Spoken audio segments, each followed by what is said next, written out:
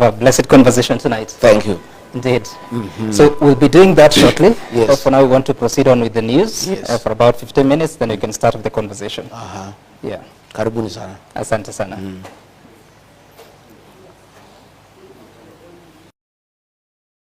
A while. Yes, almost more than 2 years actually. Karibu sana. Asante sana. And thank you for coming with blessings. Sure. You have come and it's raining. Yes. In my community, say those who come to visit and they arrange, they come with blessings. Amazing. Nimeshukuru sana. We hope to have a blessed conversation tonight. Thank you. Indeed. So we'll be doing that shortly. Yes. But for now, we want to proceed on with the news for about 15 minutes, then we can start with the conversation. Yeah. Karibuni sana. Asante sana.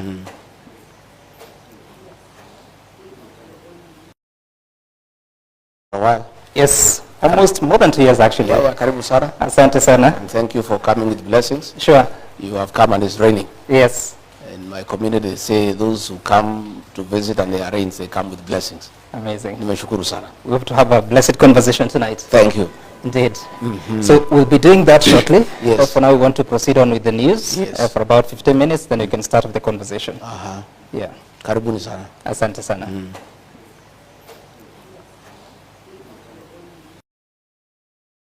A while. Yes, almost more than 2 years actually. Karibu sana. Asante sana. And thank you for coming with blessings. Sure. You have come and it's raining. Yes. In my community, say those who come to visit and they arrange, they come with blessings. Amazing. Nimeshukuru sana. We hope to have a blessed conversation tonight. Thank you. Indeed. So we'll be doing that shortly. Yes. But for now, we want to proceed on with the news for about 15 minutes, then we can start with the conversation.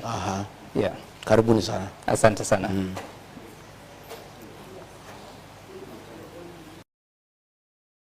A while. Yes, almost more than 2 years actually. Karibu sana. Asante sana. And thank you for coming with blessings. Sure. You have come and it's raining. Yes. In my community, say those who come to visit and they arrange, they come with blessings. Amazing. Nimeshukuru sana. We hope to have a blessed conversation tonight. Thank you. Indeed. So we'll be doing that shortly. Yes. But for now, we want to proceed on with the news for about 15 minutes, then we can start with the conversation. Yeah. Karibuni sana. Asante sana.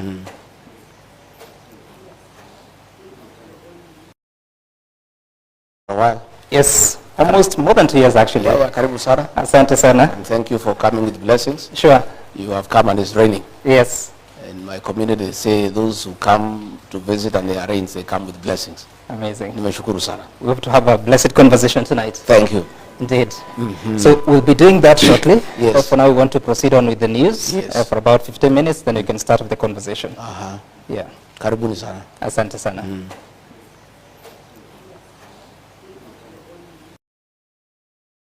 A while. Yes, almost more than 2 years actually. Karibu sana. Asante sana. And thank you for coming with blessings. Sure. You have come and it's raining. Yes. In my community, say those who come to visit and they arrange, they come with blessings. Amazing. Nimeshukuru sana. We hope to have a blessed conversation tonight. Thank you. Indeed. So we'll be doing that. There are very many challenges at Wakulima to Kagudo Road after having been there for almost 30 years without adequate public participation. And I think two weeks ago, there were attempts to forcibly evict them, and they are quite unhappy. And they wanted some intervention. Again, at Mudurwa Market, they have had challenges over health. There are hazardous challenges in terms of garbage collection, in terms of lack of water, lack of sanitation, and they would want some intervention. Again, at Kekoba Market, there has been challenges about threats to evict them from where they have had their livelihoods for many years. And they wanted me to listen to them and try to see what intervention we can make. Basically, it was a day for me to go and listen to these people because they have been looking for me for a while.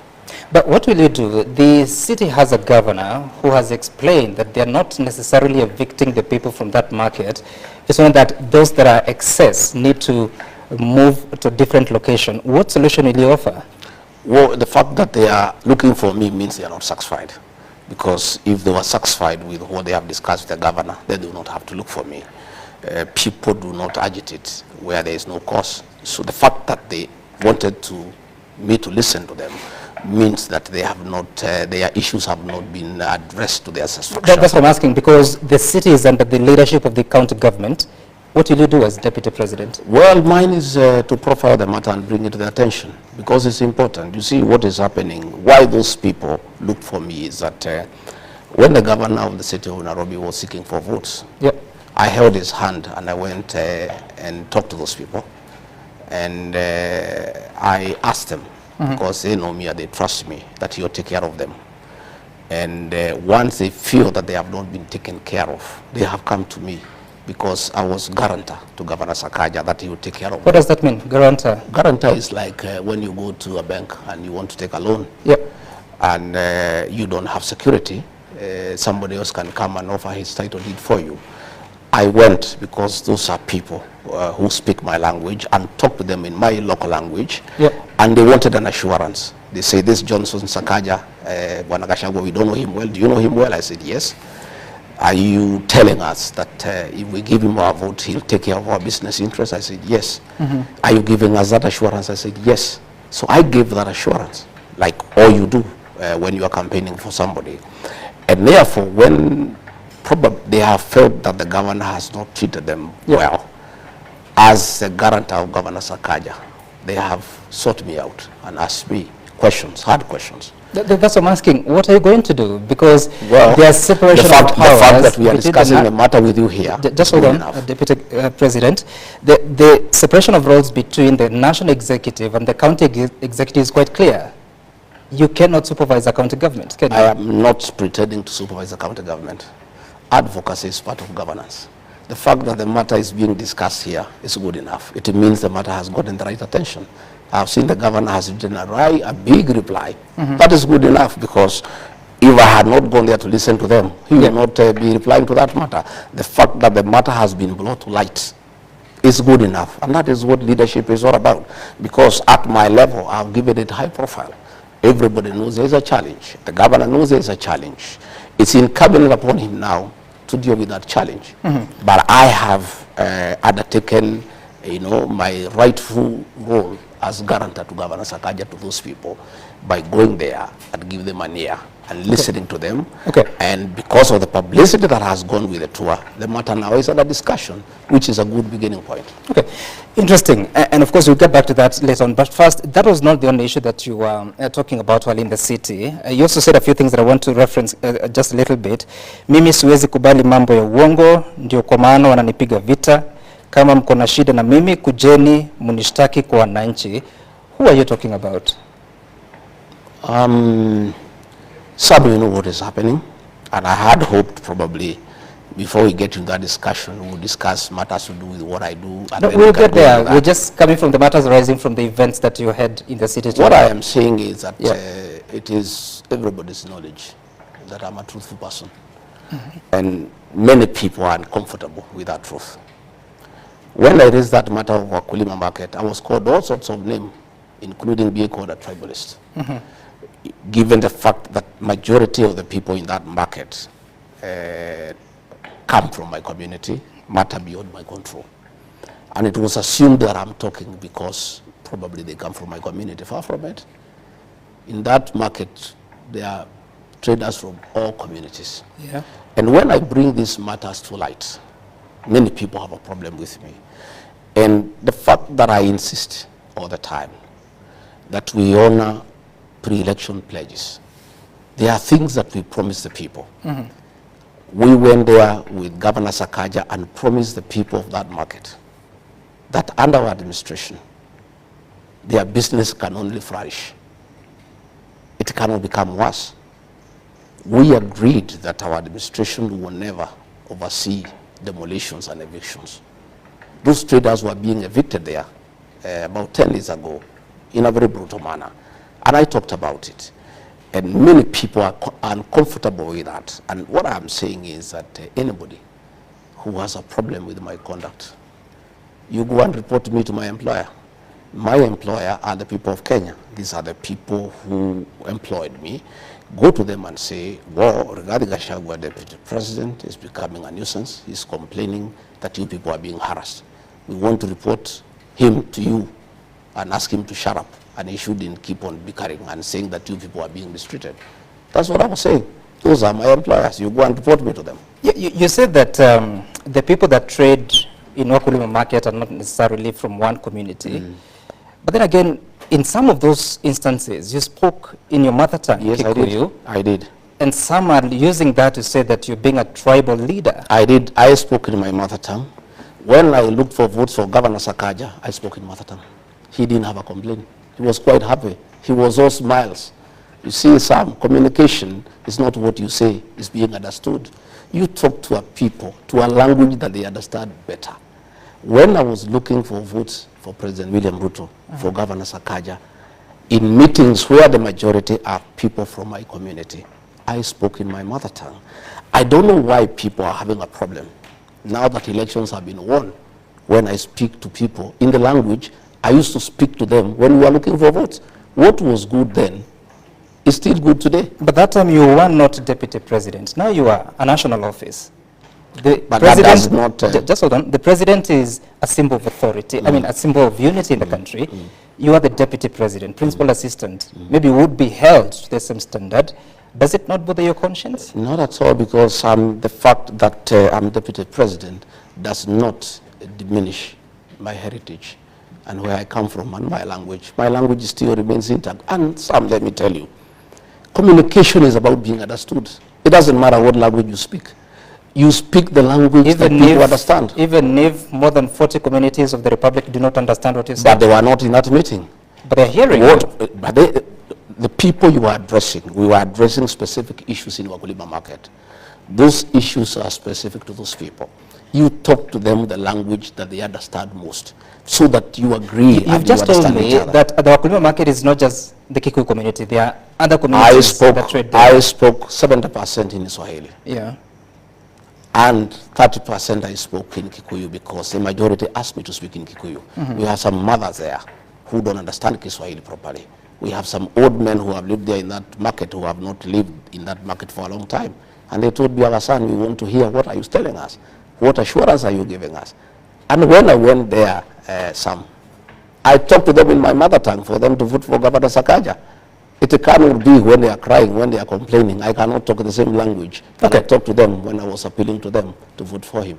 You said, wale wanaopanga hii upuzi wasiharibu hii Kenya. Hii Kenya imekuwa na matatizo mengi, wakijaribu hiyo maneno, Wakenya hawatakubali. What is being organized? Nini inapangwa? You know there are many schemes that are going on every day. You have seen meetings. You have seen meetings of trying to divide the people of Mount Kenya region. You have seen meetings of undermining the deputy president. You have seen people being caught and being offered money to impeach the deputy president, to remove him from office, and all that nonsense that is going on. And I was saying, you see, some are elected by the people. And I asked the people directly whether they have a problem with my leadership. And they said they don't have. I drew my mandate directly from the people. And what I was saying, anybody who has a problem with my leadership, anybody who has a problem with my conduct, has every business to talk to my employer, the people of Kenya. Okay. Those are the people who make decisions over my conduct. Those are the people who can appraise my performance. Those are the people who can give an opinion as to what they think I'm doing, whether it's right or wrong. Okay. You're saying that people have been offered money to remove you from office. How so? It's the worst kept secret in Kenya. I leave it at that. No, but you're talking about it. How much money has been offered? Well, it's neither here nor there. No, it is. I think let's go for more informative discussion. No, we will get there, Deputy President. We just want to dispense with this because you're the one who is saying it, that people are being offered money. Indeed, that's a crime, isn't it? Yes, of course it's a crime. So who's offering the money? You know. No, I don't know. You get to know. I don't know, Deputy President. You get to know. These things will come out as in the fullness of time. These are things that will come out in the public domain. Why would they want you out? I don't know. I don't know. What are they telling you? They'll tell us. When they want to get us out, they'll tell us. They say that I'm high-headed. Yeah, that I am too people-centered. You know, that I'm listening to people too much. You know, that I am asking people to listen to what Kenyans are saying. I don't think it's a crime. I think leadership is about the people. And for you to be a good leader, you need to listen to the people. And I keep on listening to the people myself. And I keep on asking leaders, my fellow leaders, to listen to the people. And I'll continue listening to the people. And that's what I was doing today. And I'm wiser this evening than I was in the morning when I left here.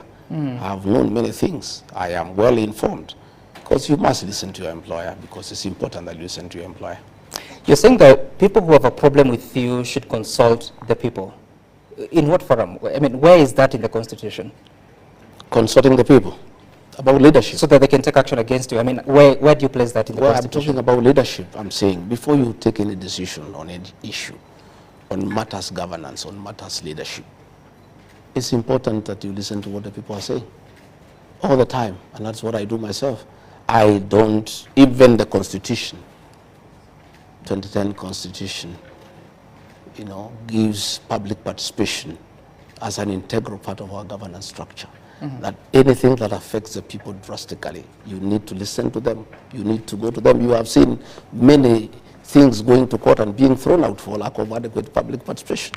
Public participation is part and parcel of our life in this country, and more so in matters leadership, in matters governance. Deputy President, who told you there was a plan to impeach you?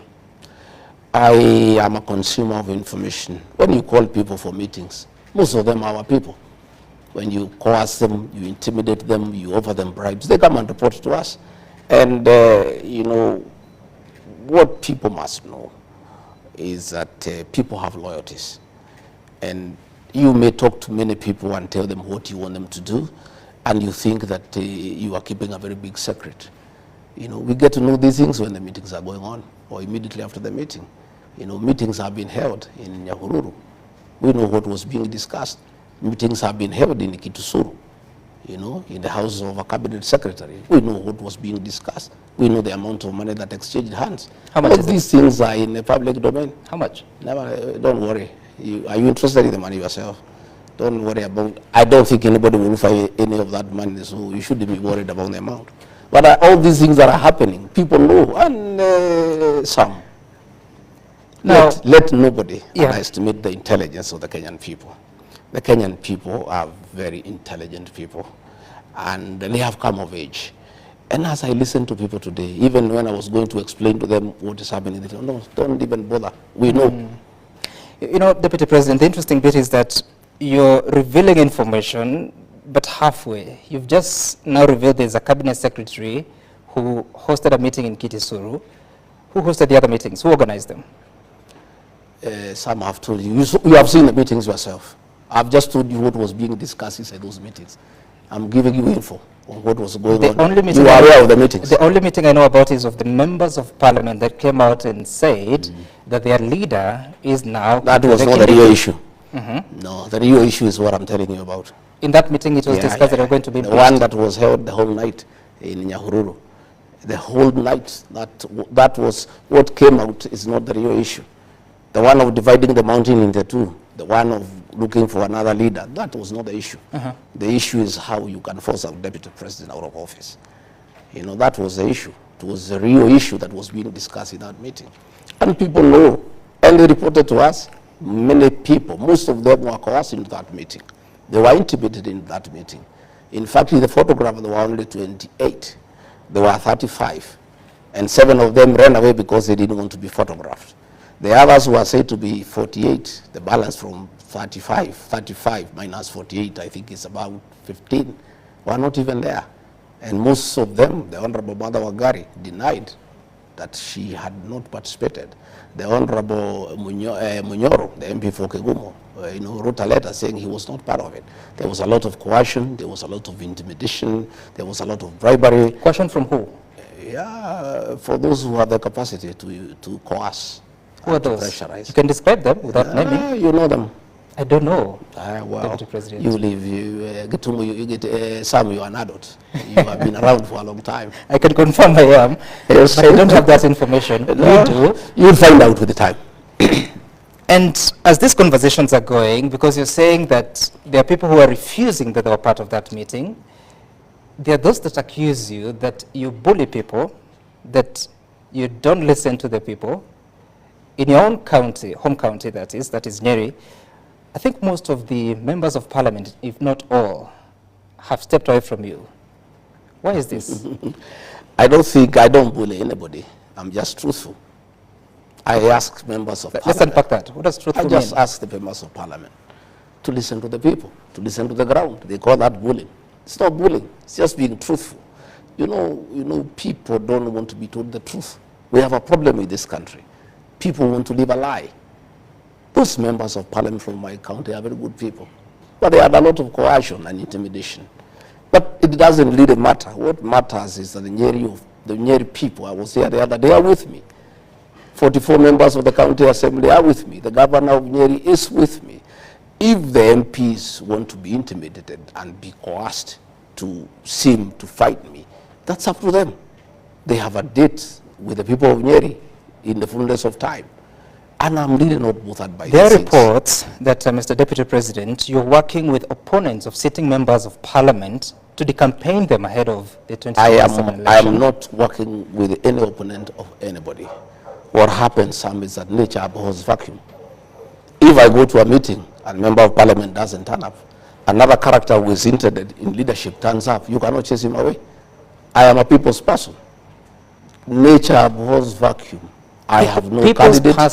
I have no candidate. I have not looked for anybody to campaign anybody. What I cannot do, for sure, when I go around the country, I cannot stop Kenyans to accompany me to wherever I am going. If a member of parliament is there, he or she is given a chance to say hello. If he is not there and there is somebody else who wants to say hello, they are allowed to say hello. That's the way it goes. Yet, some of them claim that you're forcing them to attend meetings. I don't force Case anybody. in point, the member of parliament for Nyeri Town once told me in studio that you had invited him to join you in a meeting, and he excused himself saying he was committed elsewhere, only for you to go and speak ill of him. I have no capacity to force anybody to attend my meeting. Meetings are voluntary. My meetings are very well attended because I have a huge following. Any clever politician would attend my meeting. If he or she chooses not to attend, I have nothing to do with it, and I don't complain about it. You know, all I say is that if you want to come, my office, as a matter of courtesy, informs every elected leader of my tours around the country. The decision whether to attend or not, or whether to attend or not to attend, is your decision as a leader, and I would not take offense for you not coming, because I have nothing to do with you. You know, I heard somebody saying that that I'm unhappy somebody has not come to accompany me to church. Sam, what you need in church is a priest, the choir, and the congregation, and the service is on. Whether a member of parliament is in church or not, that will never dilute the quality of the service. We go to church to listen to the sermon, to praise and worship. And if the church choir is present, the congregation is present, you know, and in fact the Bible says where 2 or 3 are gathered, that's where God is. That's all you need, 2 or 3. I don't think I have any issue with anybody attending my meeting or not attending. I am not bothered, really. Okay. You're not bothered, you say. Yet, if, as you say, that there are plans to impeach you, if an impeachment motion makes its way to Parliament, you will need members of Parliament to make a case for you, because it is them that vote. That is their decision, Sam. My position is very, very clear. I was elected by the people of Kenya. Okay? It is the people of Kenya who will confirm whether I'm working well or not. But if members of Parliament... How will they decide? If members of Parliament are persuaded, intimidated, coerced to remove me from office, so be it. The matter is there. It's that simple. There are no issues. One, I have no capacity to coerce any member of Parliament. I have no capacity to intimidate any member of Parliament. I have no money to bribe any member of Parliament. If members of Parliament want to impeach Deputy President Gachagua, so be it. If they have issues with him that are constitutional, that meets the threshold, and they want to go ahead and send him home for whatever crimes he has committed, there's nothing Gachagua can do about it. That is their purview. Yet, Deputy President, including the meeting that you're attending today in the city, some of the members of parliament you're working with were saying that we have seen the dog, now we want to see the owner of the dog. What does that mean? You can ask the ones who made those It has been repeated in several meetings that you attend. I did not make those statements. Those are questions you can ask those who made Are you statements. concerned that such kind of language is being used in your presence? Well, all kinds of languages I've used in many meetings, including where I am personally abused. And that is what is happening. The country is in that mood of abuses, of tough talk, of campaigning, and there's nothing I can do. I have not started it. Does it bother you? It bothers me a lot. So what are you going to do about it? Well, it's up to our boss to decide what should be done, because he is our party leader. He can call a PG and bring down the political temperatures, tell the members of parliament to stop attacking each other, ask those who accompany him who abuse the deputy president to stop, because if he told them to stop, they'll stop. Ask them to stop these night meetings. If he told them to stop, they'll stop. By your boss, you mean the president? Yeah. If he did, they'll stop. It's really him to provide leadership so that the country can go back to work. We have many challenges as a country. We have promises that we give to the people of Kenya. We have stored projects that needs to be completed. We have pending bills over 900 billion that we need to pay. We have housing program. We have health issues. We have issues of business. It is unfortunate that the country has been put in an election mood. You know, people are just talking about politics, how they'll impeach so-and-so, how so-and-so is useless, others are calling others snakes. There are all sorts of things that are going on. It's really upon the President of the Republic of Kenya, who is also our party leader, to put his house in order. What responsibility do you take for what's going on? Well, I have no responsibility, because my team answers to what is going on, because we are also politicians, and if there is an onslaught against the deputy president, he too has people who support him. If you abuse him in meetings, the team that supports him will also answer. That's what happens, because they cannot just keep quiet. So it's upon our boss, President William Ruto, to call his house to order. Have you spoken to the president? Yes, I've talked to the president several times, and I've asked him to call his house to order. Yeah, he's here to do it, and I trust he'll do it, because the atmosphere we are having, the environment we are having in the country is toxic. Kenyans are very unhappy about what is going on. How can people be meeting possibly at this time to discuss how to impeach a deputy president when the country needs a lot of work to be done, when we have roads that have stalled for years, when we have people who cannot pay hospital bills, when we have challenges of water, when we have issues of a good business environment? How insensitive can we be to the Kenyan public that we can sit to discuss on how to dispose of a deputy president who is in office, when there are very many issues of very great concern to the people of Kenya? I would rather, if it were possible, all of us to agree to go back to factory settings and be very fair to the people of Kenya. We were just elected 2 years ago. We have not delivered on the promises that we give the people of Kenya. Yet we are back there now saying so-and-so is bad, talking about 2027. Even some people had started talking about 2032. People are looking for running mates. People are saying Gachagua will not be this, so-and-so will be this, so-and-so can join with the so-and-so.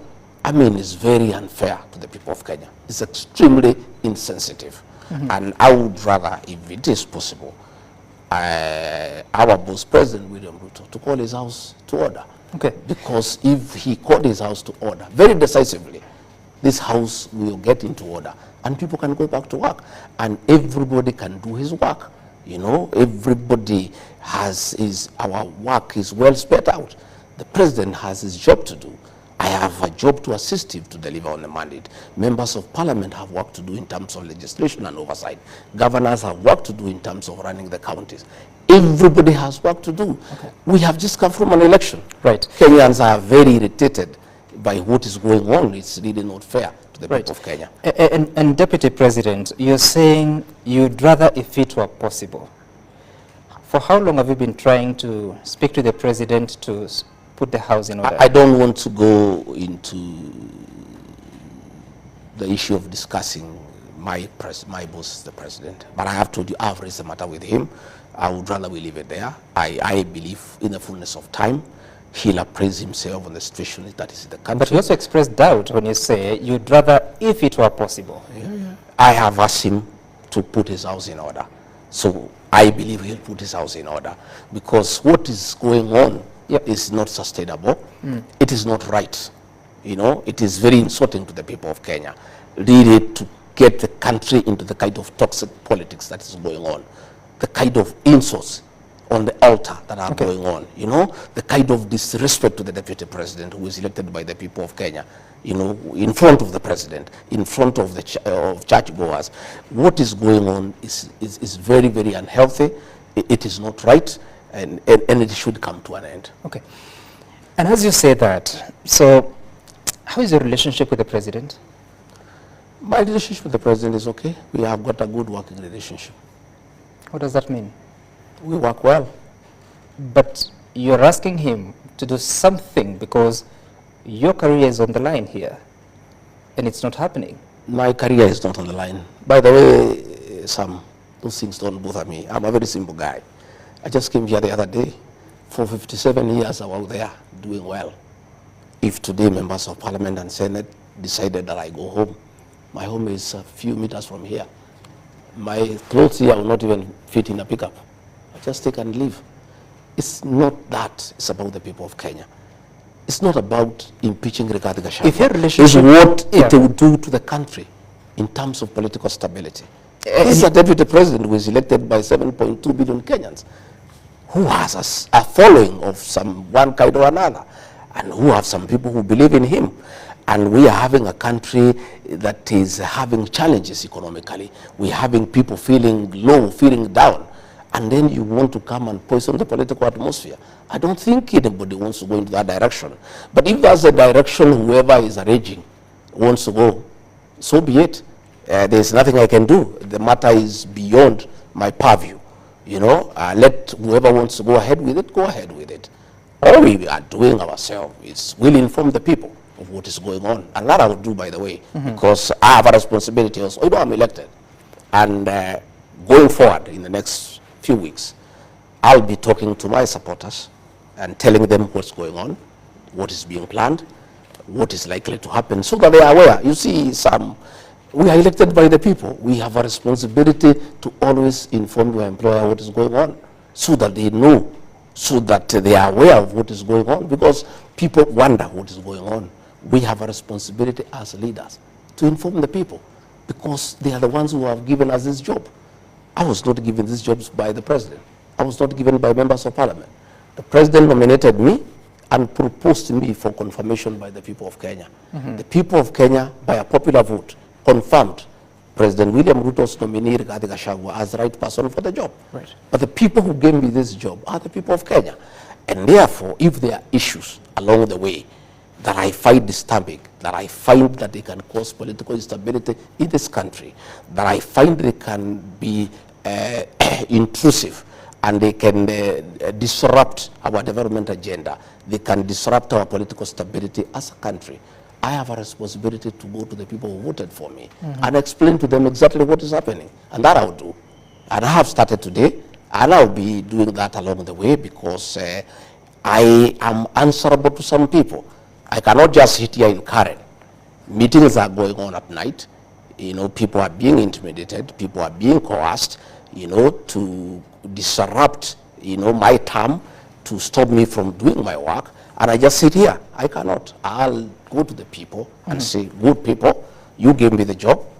Are you happy with what I've done so far? Yes or no? Okay. If you have a problem you want me to correct, but my people, this is what is being planned. And it is so and so who is planning it. So when you see it happen, please know this is what is going on. Deputy President, I take note that you keep going back to that conversation about the meetings and the plans that are being made. Do you think the President knows about those meetings? Well, I don't know whether he knows, but many people in those meetings quote him, but he's not there. So I have no confirmation. How do you know they quote him? No, it is reported to me. They say, they invoke his name, that he is the one who has authorized those meetings. But since he's not in those meetings, I cannot accuse him. But the truth of the matter is, the way we work as UDA, as Kenya Kwanza, Yeah. any motion of impeachment in the National Assembly